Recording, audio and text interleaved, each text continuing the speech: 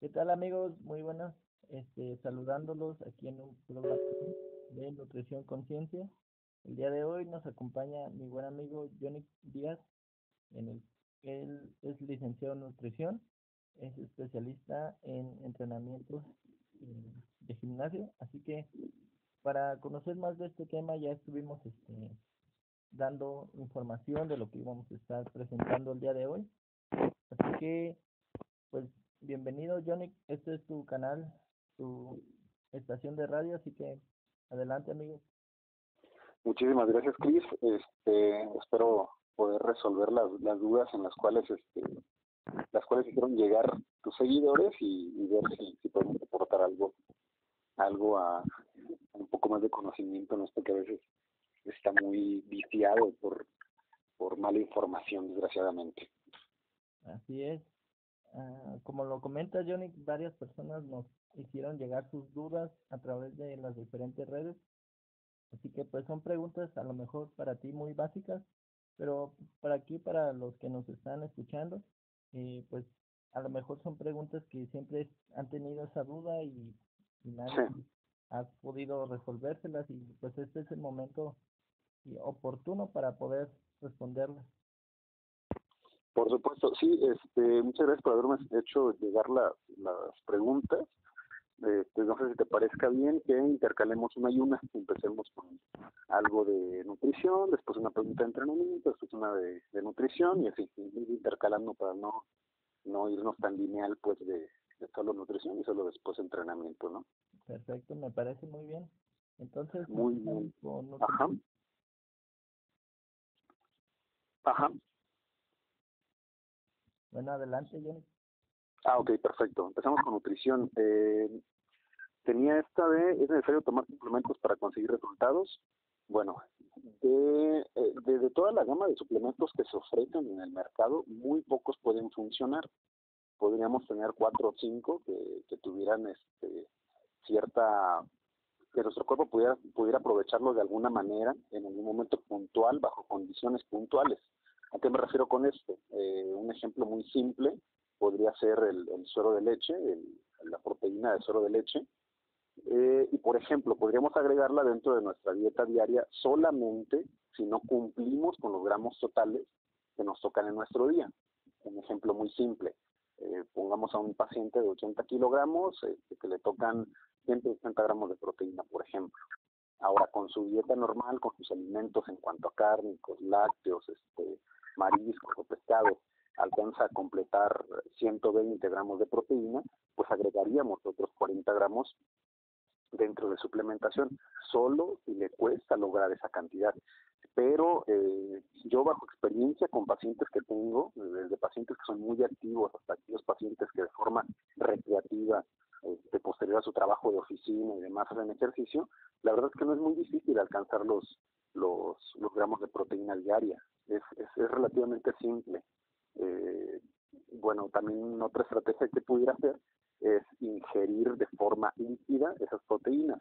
¿De qué estoy hablando? De lácteos, básicamente. Recordemos que todo el alimento líquido va a ser un poco más fácil de que nuestro sistema gástrico, intestinal, lo pueda procesar. Cosa muy diferente a agarrar y comerte un buen corte de carne, que obviamente va a tardar un poco más el cuerpo en digerir, solamente por la consistencia, ¿no? Entonces, si es totalmente necesario, no. Se pueden consumir totalmente, ¿vale? Bajo ciertas condiciones, como las acabo de mencionar.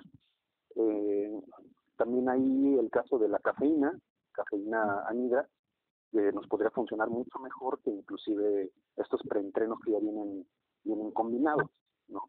Lo interesante de la cafeína es de que te da estímulo para mantener el esfuerzo durante mayor tiempo.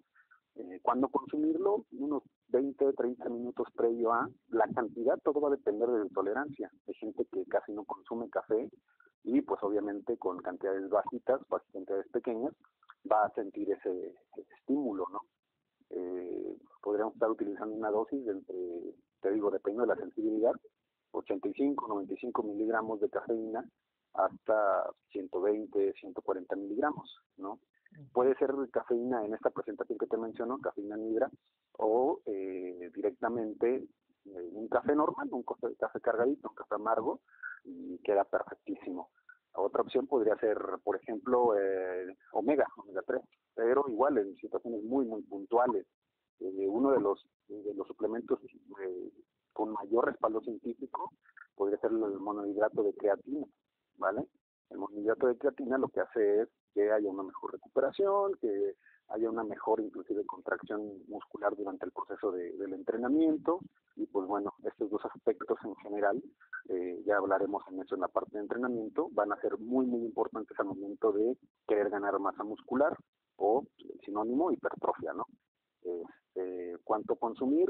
Hay varios protocolos que se pueden calcular de miligramos por kilogramo de peso, pero hay un protocolo muy simple que son alrededor de 5 o 7 gramos al día, y con eso funciona.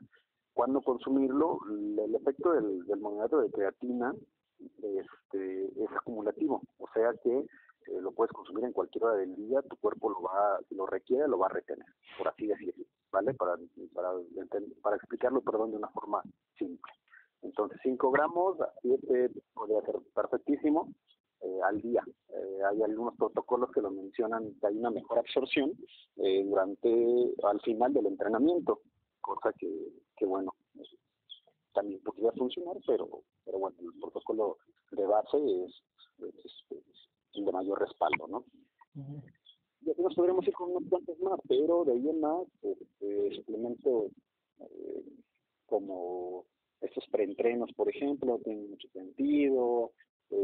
Suplementos que te prometen el aumento de la testosterona en sangre o la testosterona pues en el cuerpo, no tienen ninguna función en el cuerpo, pues, ¿no? Solamente gastaría tu dinero de una forma sin sentido. Ujú. Por ejemplo, Jenny, a todo esto que comentas me generó una pregunta. Por ejemplo, ¿hay un tipo de alimentación para alguien que quiere tonificar su cuerpo o alguien que quiere aumentar el volumen de masa muscular? Ok, perfecto. Mira, empezamos por la forma de ver las cosas. Esto hay un error muy grande dentro de un malentendido muy grande dentro del mundo del entrenamiento de fuerza y de la hipertrofia con la palabra tonificar. Los músculos ya tienen una tonalidad, ¿vale? Ya tienen una forma, ya tienen cierta cantidad de masa muscular que le da esa forma, que le da esa tonificación, ¿vale? El que se noten más o menos va a repercutir o va a ser repercutido por la hipertrofia, por la ganancia de masa muscular. Entonces, un músculo ya tiene su propio volumen, o su propia forma, mejor dicho, su propia tonalidad. Lo que vamos a hacer es generar hipertrofia, generar mayor masa muscular para que ese volumen que ya tiene aumente un poco y se denote más. Ahora, no sé si se entienda, pero ahora para la parte de la alimentación, para poder lograr ese aumento de masa muscular, sí, tiene que ver mucho, obviamente. Recordemos dos aspectos clave al momento de querer ganar masa muscular. Una, el estructurar bastante bien tu entrenamiento, o sea, saber qué se está haciendo bajo un objetivo, bajo una planificación, y también planificar la alimentación, ¿vale? No podemos, a lo que voy es que no podemos exigirle a tu cuerpo que dé el 120, 130% cuando le estás dando una alimentación muy, muy raquítica, ¿vale? Entonces, sería ahí en este caso los tres grupos los tres grupos generales de alimentos que conocemos, que pudiera ser la proteína, las grasas y los carbohidratos deben de estar regulados. Unos más que otros no porque muchas veces caemos en este error, que porque es proteína, pues bueno, le metemos cualquier cantidad que se nos ocurra, ¿no? Cuando no debe de ser así. Debe de ser en los tres un manejo idóneo, pues, ¿no? Pero no por ello consumir cantidades nada muy a lo loco, por así llamarlo, de proteína, por ejemplo, que es lo que tiene pues más, hasta un boom ahorita en general en la industria alimentaria con el aspecto de la proteína. Exacto. Y por ejemplo, hay mucha gente que pues solo ve las proteínas como generales, pero hay aminoácidos, hay creatinina. Eh, de esta Los aminoácidos son uno de los suplementos que tienen prácticamente no tiene ningún sentido al momento de que ya se planificó bien la dietética. Pudiera haber ahí unos dos, tres aminoácidos que pudieran ser esenciales, que pudieran volverse muy importantes al momento de que haya una dieta que no contenga cárnicos, ¿vale? Ahora, por cada cierta cantidad de 100 gramos, por ejemplo, de carne, ya va, o sea, esa cantidad de proteína que contiene esa carne ya está compuesta justamente por aminoácidos. Ahí hay un error muy grande, justamente, porque la gente cree que, estoy consumiendo proteína, pero aparte voy a consumir aminoácidos. No, hay un error ahí. Las proteínas están compuestas por aminoácidos, entonces ya no hay una necesidad de suplementar con más aminoácidos. No tendría ningún sentido. Solamente, lo repito, que se tuviera una dieta totalmente vegana, por ejemplo, que carece de ciertos aminoácidos, que son los que estimulan las vías químicas y bioquímicas, por llamarlo de esa manera, siendo un poquito pues más explícitos, para crear o que se creen esas señales de que el cuerpo tenga que desarrollar, acaparando más aminoácidos, más bases nitrogenadas, pues, para crear tejido muscular. Pero yo siempre les pongo de ejemplo, si tienes un patio y tienes plantas, está lloviendo y sales tú a regarla y con la manguera todavía, eso es como un ejemplo de qué es lo que hacen con los aminoácidos, que efectivamente desechar dinero. Si está lloviendo, pues para qué riegas, ¿no? Exacto. Bueno, entonces es algo que era muy necesario saber porque es un error muy común que la gente hace ese tipo de cosas. Y bueno, continuando más de esto, del tema de alimentación, tenemos otra pregunta que dice que si es bueno entrenar en ayunas. Bien, no hay una ventaja como tal. Si uno ya está acostumbrado a hacer actividad física de fuerza en este caso específicamente, adelante, pero una ventaja como tal no la hay, no tiene ningún sentido. Depende también de qué tiempo de ayuno estemos hablando, pero hasta hemos entendido, puede haber ayunos de 36 horas, de 48 horas, inclusive más, y se puede seguir entrenando. El problema es al momento de adaptar el ayuno intermitente, que sería el tema específico. Si una persona no está acostumbrada y de golpe quiere pasar de estar ayunando, que lo que normalmente ayunamos, que son 12 horas, que ese es el periodo de la noche, y de repente quiere hacer un ayuno de 36 horas y al mismo tiempo irse a entrenar, pues bueno, se va a sentir fatal. Va a sentir mareo, va a sentir demasiado cansancio, probablemente inclusive hasta ahí un desmayo al momento de estar haciendo esfuerzo. Ahora también dependerá del entrenamiento. Si es una persona que apenas está empezando a entrenar y demás, a una persona que ya está muy adaptada al entrenamiento. Entonces, si quieren empezar a practicar ayuno intermitente, yo les recomendaría que se acerquen con algún profesionista que maneje esta línea de trabajo y pues pueda guiarlos de mejor manera y no provocar pues malestares. El malestar no va a ser directamente o solamente por el ayuno, sino por la falta de costumbre, obviamente, debe ser de forma gradual. Perfecto, Yannick. Y bueno, tenemos más preguntas que hablan de alimentación. La siguiente pregunta nos dice, ¿una dieta cetogénica me ayuda a ganar masa muscular? Claro, sí, a ver, el ganar masa muscular se debe a un aspecto que es la ingesta un poco más elevada de calorías, ¿ok? Es como todo, yo no puedo construir una casa si solamente tengo la mitad del material y quiero construir 3 pisos, pero compré material para piso y medio, o sea, eso sería imposible.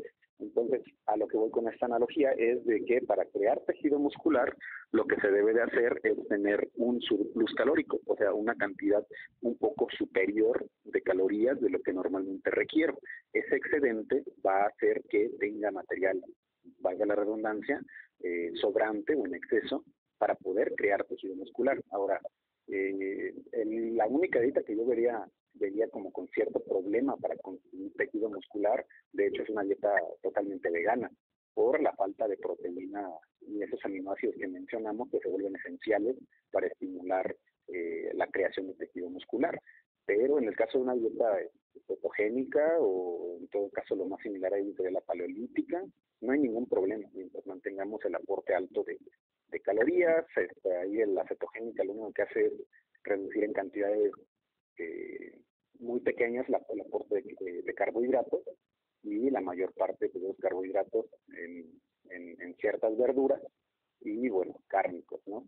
Hay un tipo de dieta cetogénica que te permite consumir un poquito más de carbohidratos, pero alrededor del entrenamiento, o sea, antes y después del entrenamiento. El resto del día se sigue con cantidades muy bajas. Estamos hablando de dependerá obviamente de la persona, pero entre 50 a 80 gramos de carbohidratos, y seguimos estando en estado cetogénico. Y bueno, también por ahí con los compañeros del área de la salud que vayan a escuchar, no confundir una cetoacidosis en el caso de un paciente diabético con una cetosis. Es una cuestión muy, muy diferente hablando fisiológicamente. Exacto. Y bueno, este tipo de dietas pues últimamente se ha vuelto muy famosa porque Sí. que pierden mucho peso en poco tiempo y pues no. Tiene beneficios, pero para pues, cierto sector de la población, no para todos, y pues yo he visto que esta dieta la han agregado en todo tipo de casos para pacientes diabéticos, Claro. para todo, y pues no, esta dieta en específico no es para todos los casos. Sí, mira, pasa algo muy curioso. Puede funcionar en varias patologías, varias enfermedades. En el paciente diabético puede funcionar, de hecho, pero de nuevo, el problema aquí es la adherencia. Es muy difícil que esto es real, ¿no? Totalmente. Que no queramos comernos un pan, que no queramos. Es muy poca la gente que realmente se puede apegar al 100% a una dieta cetogénica por esta reducción muy drástica de los carbohidratos.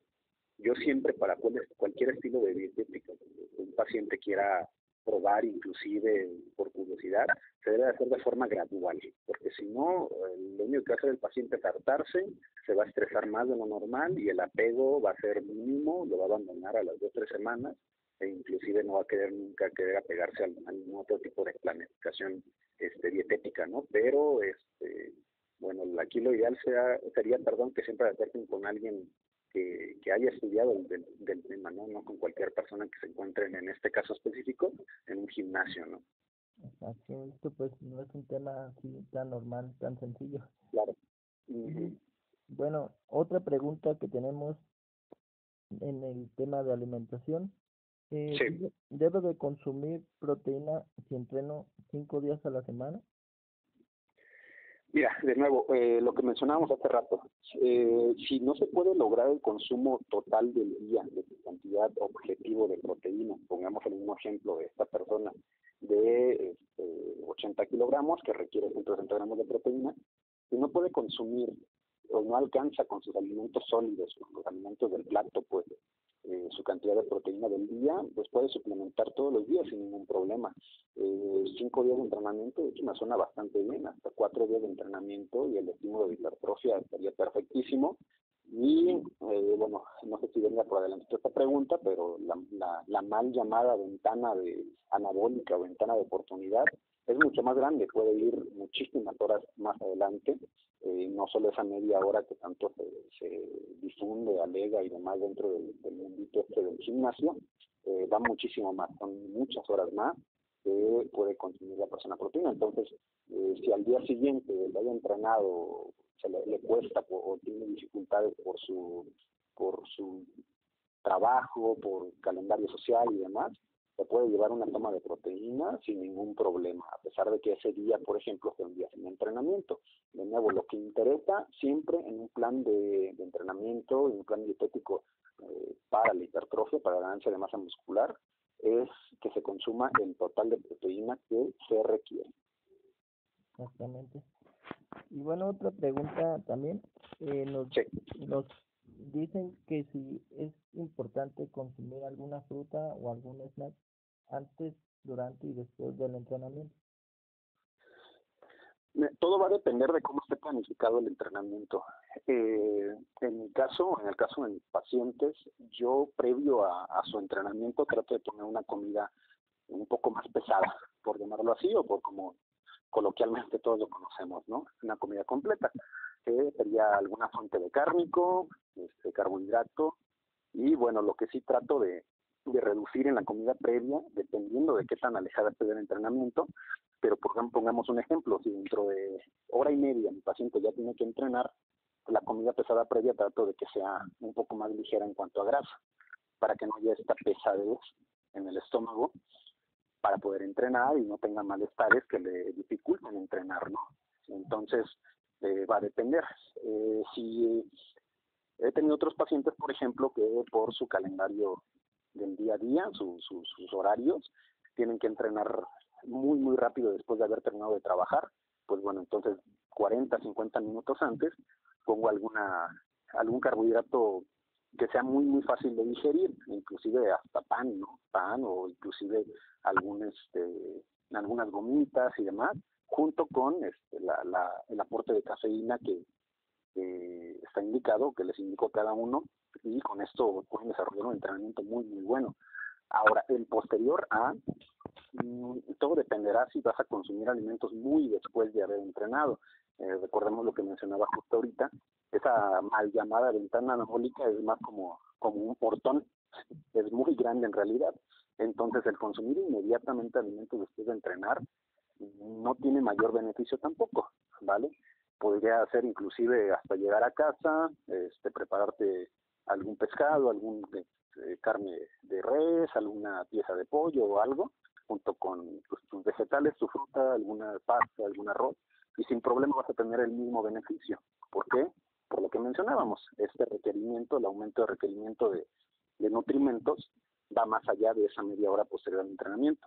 Ahora, sí es cierto que si hay un entrenamiento muy fuerte, hay obviamente una sensación de cansancio y demás. Yo en esos casos, depende de los pacientes que tenga y el nivel que ya tengan de entrenamiento, o sea, qué tan buenos o sea, qué tanto tiempo ya lleven entrenando y qué tan buenos sean entrenando. Normalmente posterior al entrenamiento les pongo algo, pero es más por una respuesta ¿cómo poder decirlo? Puede darles una sensación de alivio, que es lo que muchas veces dan los alimentos, ¿no? El saber que te vas a consumir algo después de haber entrenado muy pesado y esa respuesta emocional más que nada a el alimento que estás ingiriendo por el esfuerzo realizado. Pero que sea una regla obligatoria el consumir previo y después de o inmediatamente después de alimentos para mejorar directamente, no, sería hay un malentendido de la fisiología de cómo reacciona pues, nuestro cuerpo a este tipo de estímulos que es el entrenamiento y la alimentación. Perfecto, Yannick, muy bien explicado. También otra pregunta como muy básica, Sí. me dicen, ¿debo de comer 5 comidas al día? No. Esta es una idea que se expandió mucho a partir de ciertos estudios, no recuerdo si en los años 70, 80, y bueno, se volvió todo el sector salud como un periquito repitiendo algo que no se analizaba realmente, ¿no? Y bueno, nuestro cuerpo no reacciona así. Es más, nuestra especie ni siquiera existiría como especie, como no hubiéramos sobrevivido, pues, etapas de hambruna y demás a lo largo de la historia de la humanidad, si tuviéramos que consumir alimentos con tan seguido, ¿vale? Siempre les pongo un ejemplo a pacientes que ya vienen con esa idea muy arraigada, que literalmente antes el hombre consumía alimentos cuando encontraba, cuando lograba cazar. Inclusive hay tribus aún africanas que pueden caminar 2, 3 días hasta que encuentran alguna presa que después se consume, ¿no? Aquí podría ser un poco más simplificado, pero en este caso, por ejemplo, si se diera la importancia entre qué consumir con más seguido, de alimento o líquido, por ejemplo, sería el agua. O sea, totalmente preferiríamos agua y ciertos minerales, que con eso sí, o sea, puedes ponerte en mayor riesgo de salud que el no consumir alimentos por cierto periodo, pero debe de ser planificado. Ahora, yo lo que normalmente les pongo, también por una parte cultural, es 3 comidas al día. Sería el desayuno, la comida de la mañana, pues, de mediodía y la cena. Y con eso ya está perfectísimo. Si tus requerimientos son demasiado altos, calóricamente hablando, porque sí he tenido pacientes con un requerimiento de 5.000, 6.000 calorías, porque son albañiles, aparte trabajan en algún otro lado y aparte hacen gimnasio. Eso me tocó con un chico de 18 años que sus requerimientos andaban alrededor de 5.800. Pues bueno, sí tienes que repartir un poquito más para que tampoco te sienta tan lleno de alimentos, y con alimentos un poco más calóricos. Pero que sea un obligatorio consumir 5 comidas al día, no, para nada. De hecho, hay varios estudios, ojalá los podamos compartir los links después en tu página o ver dónde, que menciona que una una frecuencia muy alta de comidas, como podrían ser 5 comidas al día, pueden estar estimulando mucho más las ganas de querer comer a cada rato. Entonces eso en algún punto va a crear ansiedad, va a crear algún problema de relación con el alimento y pues bueno, vas a terminar consumiendo cualquier cosa solo porque acostumbraste a tu organismo a estar comiendo a cada rato. Entonces, bueno, esta de 5 comidas, entonces no es una medida tan saludable como así pues lo venían diciendo desde tiempos atrás. No, yo lo que recomendaría, como simplificado, es que repartan sus alimentos o lo que les toca de alimento en los tiempos de comida que mejor les acomode en su día a día, que no les interrumpa el trabajo, que no tengan que sacar sus toppers en la combi, en donde sea, ¿no? Porque ya toca comer. No. Que sea en tiempos que no les afecte su día a día, pero que cumplan con su requerimiento y listo. Perfecto. Bueno, y otra pregunta que también nos pasaban, nos preguntan, Sí. ¿qué tan diferente es la alimentación de una persona que comienza a ir al gimnasio, que pues más o menos tiene un tiempo de entrenamiento de 3 a 4 meses, a una persona ya que se dedica al fitness, a competencias, a todo eso? Mira, en nuestro caso, en la manera en que yo manejo dentro de Nutrición Real, se llama, o sea, pueden buscar la página inclusive, tenemos fotos en Instagram y en Facebook bajo Nutrición Real, donde planteamos platillos y formas de comer a pacientes que llevan mucho tiempo entrenando y pacientes que se van integrando apenas al el mundito de la creación de tejido muscular, el aumento de masa muscular, que puede ser una alimentación lo más común posible, ¿vale? Aquí lo que nos interesan es el total de macros que la persona consume. Con macros me refiero, o macronutrientes, pues, a la proteína, al carbohidrato y la grasa que esté consumiendo nuestro paciente. De ahí en más, si quiere hacer arroz con verduras y salteadas o lo demás, eso ya no tendría tanto que ver mientras respete la cantidad de alimento que se le está indicando, ¿no? Así lo manejamos al menos nosotros en Nutrición Real. Justo porque muchas veces el paciente, la persona se desanima cuando llega al gimnasio y el clásico tipo de entrenador que probablemente no tenga nada de preparación ni siquiera para ser entrenador y mucho menos para dar planes de alimentación, te dice que pues arroz, que porque es un alimento limpio, o que pechuga de pollo solo asada y demás porque pues es un alimento limpio, que solamente el brócoli, o espárragos o cuestiones de ese tipo, que no tienen ningún sentido. Lo único que vas a hacer es que esa persona nueva se harte, se desespere, no le agrade y abandone la idea de querer integrarse al mundo de la creación de tejido muscular, ¿no? Al mundo de la hipertrofia. Pero de ahí en más no debe de haber ningún cambio tan grande. Ciertas cosas sí, o sea, de evitar lo posible el exceso de grasa, pero hablamos de exceso, o sea, no comer todos los días algo capeado o algo totalmente frito y demás, pero muy alejado de la cocina que normalmente conocemos. No.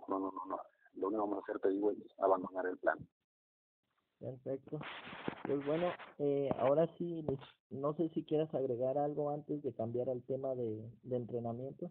Bueno, sí, claro, en la parte de la dietética, de nuevo, lo principal, acérquense con gente que tenga la línea de trabajo hacia el deporte, en este caso deporte de fuerza o ejercicios de fuerza, en este caso específico hipertrofia, que eviten ir con personas que no tienen ninguna preparación e inclusive colegas que se dedican a otras áreas. Me ha tocado, por desgracia, tener contacto con personas que terminan yendo con un médico, que una enfermera les dio no sé qué, que un nutriólogo que se dedica a lo renal se anda metiendo en el deporte, y cuestiones de ese tipo que pues muchas veces llegan con muchos vicios los pacientes, con ideas muy erróneas, que llegan con cuestiones de ese tipo que bueno, no hacen nada más que afectar pues el proceso del paciente, y lo terminan acomplejando más que ayudando. Entonces, o sea, acérquense con compañeros que estén enfocados justamente al área nada más. Y eso. Sí, pues es lo más recomendado porque pues obviamente una persona especialista pues te dará mejores resultados en vísperas de tus objetivos. Sí, claro. Entonces, bueno, Johnny, cambiando ahora de la dietética al entrenamiento, Muy bien. de las preguntas que nos llegaron, a lo mejor pues son muy sencillas de responder, pero vamos a hacerlo para que pues usted no tenga ninguna duda de que se que empiece a entrenar y vea los errores que esté cometiendo. Así que bueno, la pregunta esta que nos dicen, eh, si quiero aumentar glúteos, ¿debo de entrenar 3 días a la semana? Muy bien. En la parte de la segmentación del entrenamiento o el reparto pues del entrenamiento a la semana, todo va a depender de qué tanto esfuerzo se haga con dicho músculo. O sea, por ejemplo, si yo voy a entrenar, en este caso glúteo, 3 veces a la semana, le debo de dar un descanso mínimo de entre 48 a 72 horas. Si reducimos demasiado ese lapso de tiempo de recuperación, no va a haber un estímulo correcto para la siguiente sesión, una, y otra, el músculo no va a estar recuperado. Yo siempre les explico dos cosas a mis pacientes, que nuestro cuerpo tiene una capacidad de soportar cierta cantidad de estrés, cierta cantidad de daño muscular, y tiene también una capacidad de recuperación, ¿vale?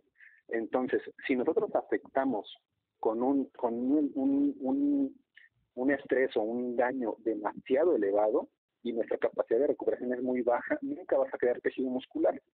Lo ideal siempre sería que el daño que logremos darle al cuerpo, que ese estrés de esfuerzo, sea un poquito menor que nuestra capacidad de recuperación, para que esa capacidad de recuperación siempre esté siendo capaz, valga la redundancia, de recuperar ese tejido muscular y seamos capaces de poder afrontar la siguiente sesión de entrenamiento. ¿Vale? Entonces, si son 3 días, todo va a depender. Ya entrenaste pierna, recordemos que la pierna también engloba el esfuerzo para cadera, en este caso de glúteo. Si ya hiciste entrenamiento de isquiotibiales o femorales, como normalmente los llamamos, es que también va a estar estimulado el glúteo. Entonces, va a haber una sobrecarga de trabajo. Si esto me parece que tienes una pregunta sobre qué tanto entrenar, bueno, ahí lo podríamos resolver, pero a largas, como en una idea pues simplemente de base, es entrena al punto de que tu cuerpo sea capaz de recuperarse para la siguiente sesión. Si tu cuerpo da para 2 sesiones, pues bueno, con 2 sesiones está más que perfecto. Okay. Muy bien, entonces pues así, esa era otra pregunta que también teníamos, ¿cuánto es el tiempo recomendable de estar haciendo una rutina? O más bien, ¿cuánto tiempo debo de conservar la misma rutina o cuándo se debe de cambiar? Muy bien, en este aspecto hay muchas formas de cómo verlo. Un cambio de rutina, desgraciadamente en gimnasio, lo común es de que cada 3 o 4 semanas te estén modificando absolutamente todo, perdón por el ruido. Casi siempre te están modificando todo cada 3, 4 semanas. Ahí es un error muy grande. El problema sería o sea, tú llegas a un gimnasio o llegas a cualquier lugar y te empiezan a enseñar cómo hacer un ejercicio. Honestamente, hasta la 3ª, 4ª semana es cuando apenas estás agarrándole la onda, por así llamarlo, por así decirlo, de cómo hacer este ejercicio. Entonces, a la 4ª semana, luego te cambian el ejercicio y lo que va a pasar es de que te vas a desacostumbrar otra vez. Entonces, nunca pudiste progresar con ese ejercicio. Yo he tenido pacientes con, por así decirlo, con la misma rutina o los mismos ejercicios, mejor dicho, durante 3 o 4 meses sin ningún problema. ¿Qué es lo que cambiamos? Cambiamos la cantidad de peso utilizado, la cantidad de repeticiones utilizadas, la cantidad total de series en el entrenamiento y también podemos cambiar la velocidad de la ejecución. Esos aspectos realmente son los que pueden hacer que tengas un estímulo diferente, pero no necesariamente el ejercicio. O sea, a nuestro cuerpo no le importa si traemos un bulto de cemento en la espalda haciendo sentadilla o si traemos una barra. El cuerpo no distingue.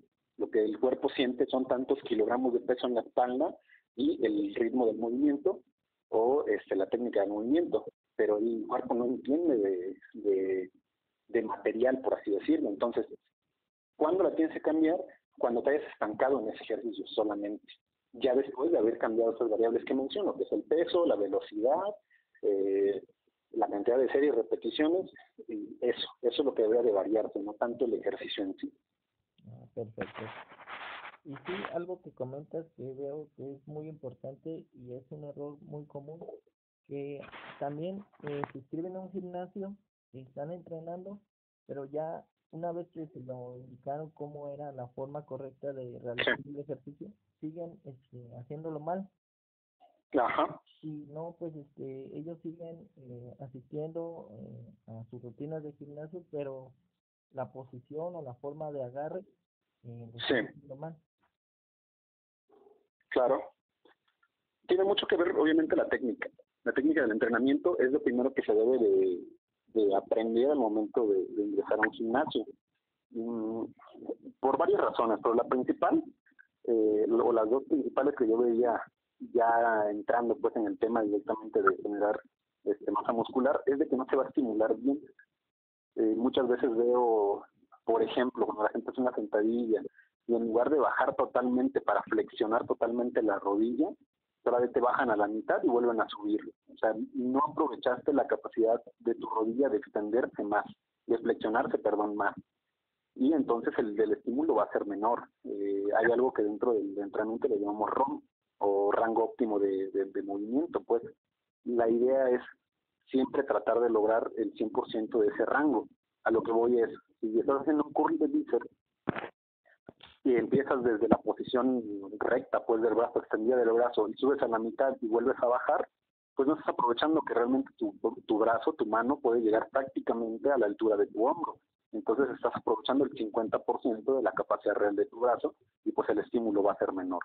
Siempre hay que optar por, al inicio de cuando uno llega a un gimnasio, aprenderse bien la técnica y después de eso ver las otras variables que menciono, como son el peso, la cantidad de repeticiones, cantidad de series, cantidad de trabajo total. Pero lo primerito que tienes que observar al momento de llegar, de vigilar al momento de llegar a un gimnasio, es tu técnica. De ahí dependerá también que no te lesiones, que es el otro punto. Perfecto.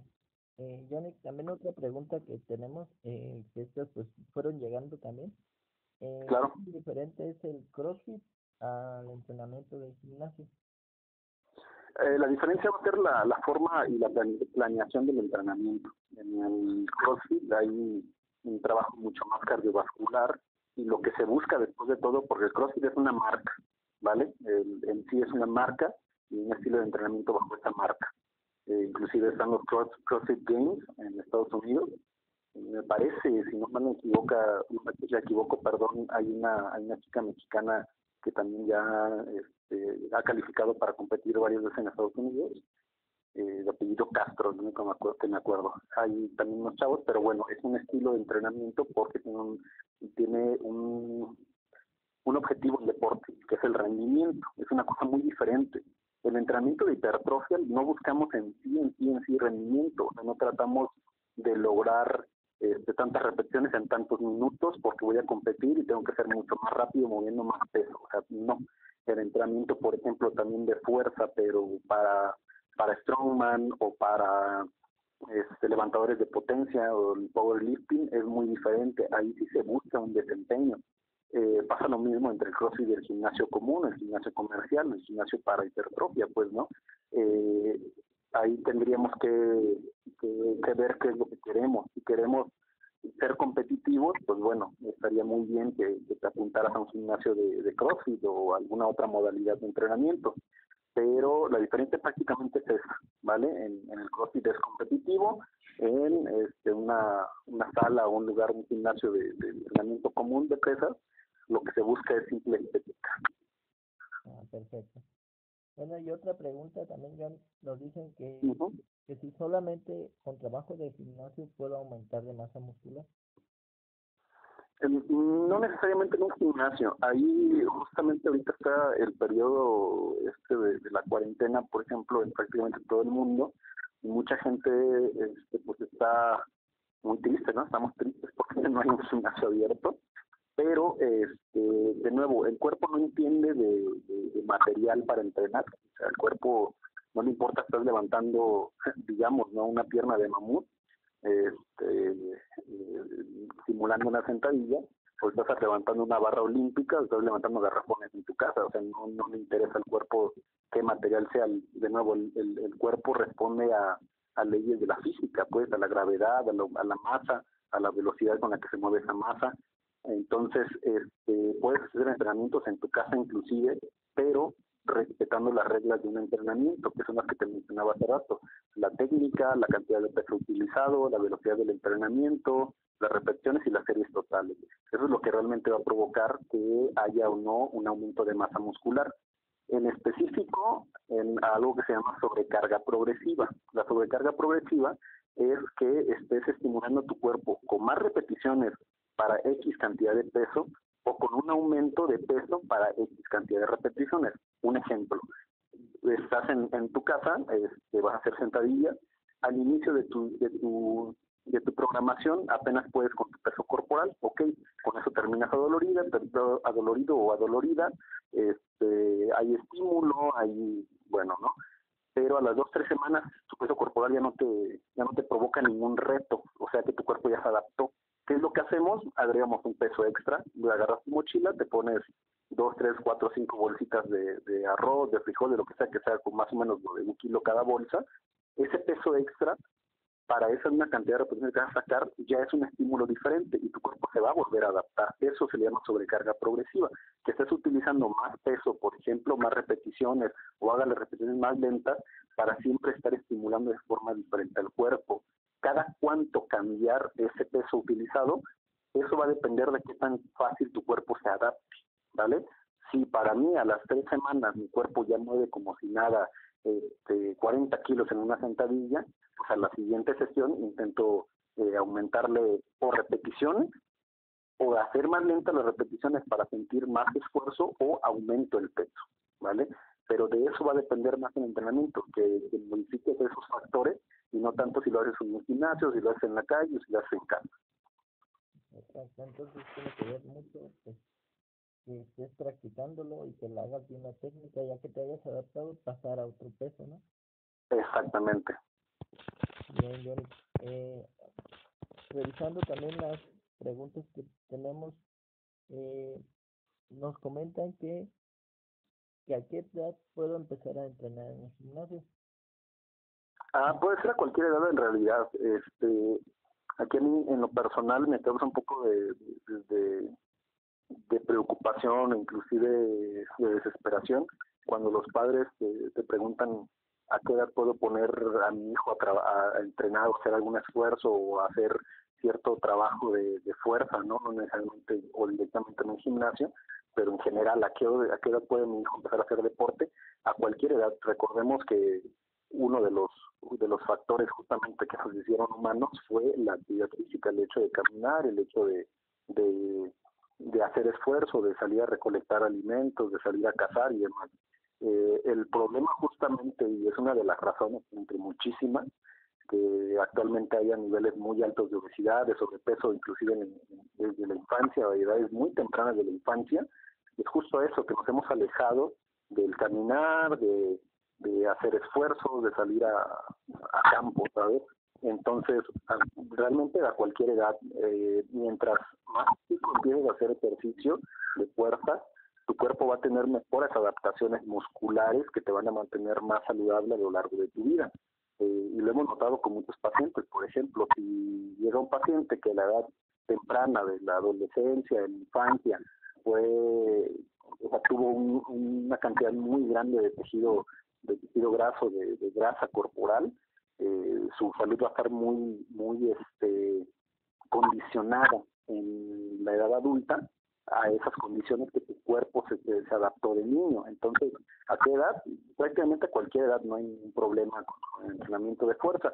Al contrario, lo va a hacer mucho más fuerte en cuanto a tejido muscular, le va a dar mucha mejor calcificación de huesos. Y muchas veces dicen, es que va a quedar chaparro con el entrenamiento. No es cierto, al contrario, mejora mucho la captación de calcio a nivel óseo y le va a dar fortaleza, obviamente. Toda la parte hormonal va a estar mucho más regulada y bueno, también esta parte emocional de un niño encerrado en un cuarto jugando videojuegos a un niño que es experto en un gimnasio, en un parque, en algún lugar, obviamente va a haber una diferencia enorme en cuanto a salud de forma positiva, para el niño que hace esfuerzo. Exactamente, entonces, pues, lo recomendado es a cualquier edad. Sí, a cualquier edad, 5 o 4 años, hay muchos niños que empiezan a preparar y muchos de ellos terminan, por ejemplo, dentro de la élite deportiva muchas veces, ¿no? Porque empiezan desde muy temprana edad. Y pues, para bueno, deporte y para otros, pues es lo mejor empezar desde temprana edad. Claro. Y bueno, Jenny, otra pregunta, también nos dicen aquí en el caso de las mujeres cuando están en su periodo menstrual, ¿hay que dejar de ir al gimnasio o también pueden entrenar con menos peso o cuál sería la recomendación para ellos? Muy bien. Es muy bien sabido por la de la salud y en general pues por la población que obviamente el periodo menstrual de la mujer o el ciclo menstrual totalmente la puede cambiar desde el aspecto hormonal, que es el más fuerte, y este aspecto hormonal influir en la autoestima, en la autopercepción, en la cantidad de fuerza y demás. Yo siempre digo a mis pacientes que si hay demasiado malestar desde el dolor, desde la incomodidad y demás, que se queden en casa a descansar mejor. En todo caso, que salgan a caminar, si tienen algún perrito, pues salir a pasear con la mascota, o estar activos en casa lo más que se pueda. Y bueno, eso sí hay mucho dolor. Hay pacientes que prácticamente no tienen mayor malestar y van al gimnasio. Y disminuye obviamente su capacidad de fuerza, eso sí, por todo el estado hormonal. Yo siempre les digo que si van con una sensación del 50, 60, 70% de capacidad que normalmente sienten o tienen cuando no están en su periodo, pues que se esfuercen en ese rango. Si voy a mi 60%, pues voy a reventar mi 70%. Si voy a mi 80% de lo que normalmente me siento como de bien o de bienestar, pues reventar ese 80%, ¿vale? Pasa lo mismo cuando hay estrés, cuando hay cualquier otra condición que pueda llegar a limitar mi esfuerzo, bueno, tratar de dar lo mejor de mí en ese rato. Pero si se sienten incómodos, no pasa nada, porque no vayas 3, 4 días, 2 días al final, que tampoco va a hacer que pierdas tus ganancias o lo que te lleve de ventaja, pues, de ganancia muscular. No va a afectar en prácticamente nada. Perfecto. Bueno, la última pregunta, Johnny. ¿Para qué sirven los periodos o mesociclos llamados en el entrenamiento? Todo va a depender de lo que se busque. Muchas veces lo que hacemos al momento de dividir en ciclos, en toda esta parte, pues, de periodos, mejor dicho, del entrenamiento, a ver, por ejemplo, yo lo manejo de esta manera con un paciente, ¿no? Si es un paciente que apenas va llegando, pues bueno, voy a aventarme cierto periodo, ciertos mesociclos, en adaptarlo en cuanto a técnica, en cuanto a ir ganando fuerza, ir ganando capacidad de inclusive la concentración al momento de hacer un ejercicio y demás.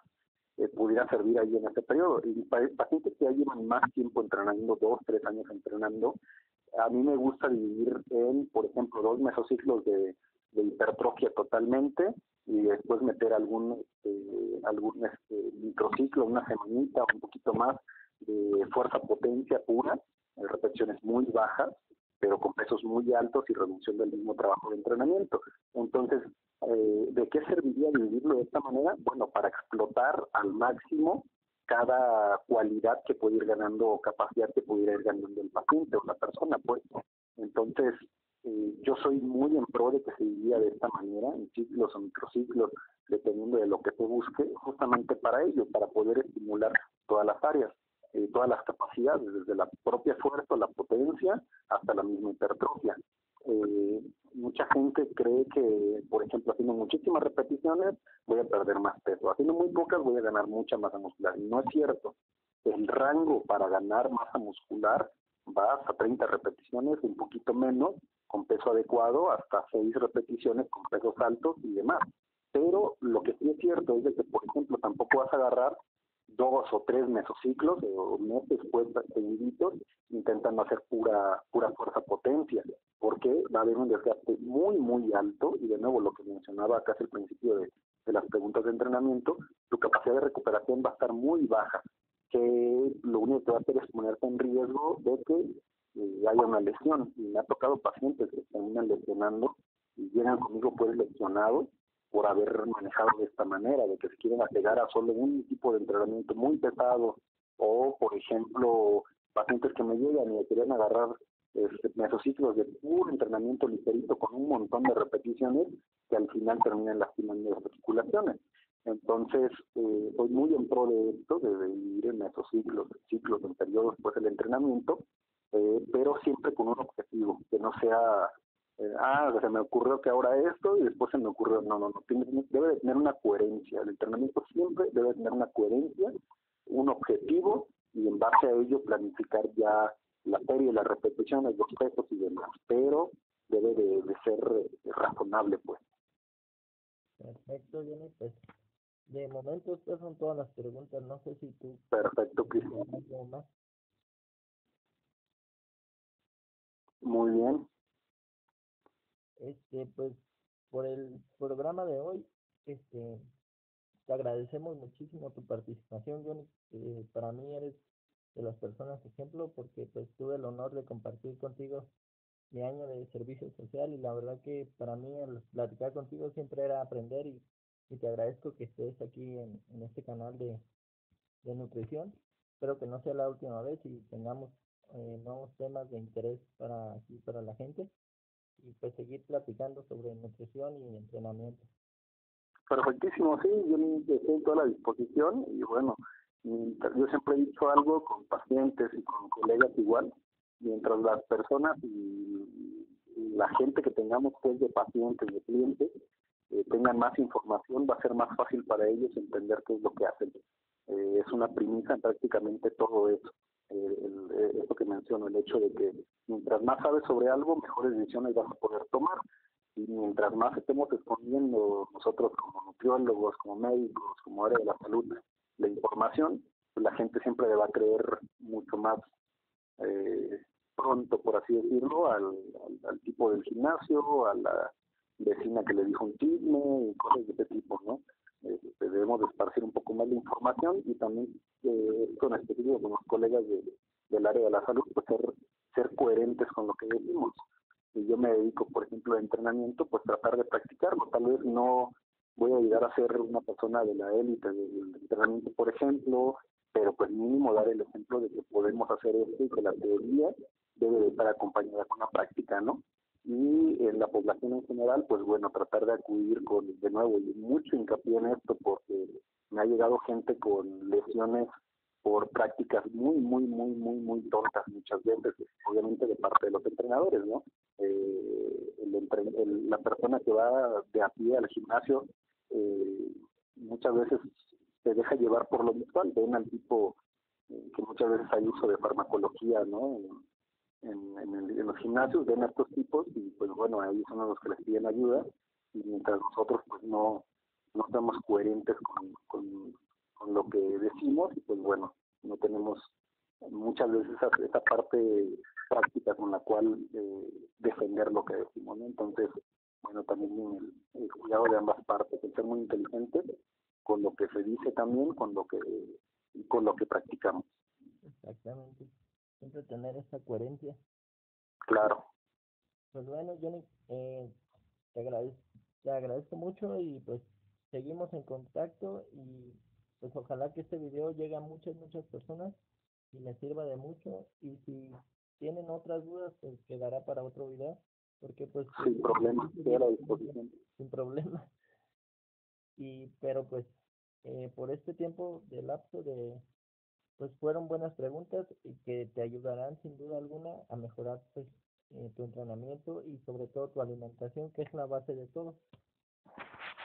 Y bueno, hemos llegado a su final, los esperamos próximamente en nuevos episodios. Muchas gracias por habernos escuchado.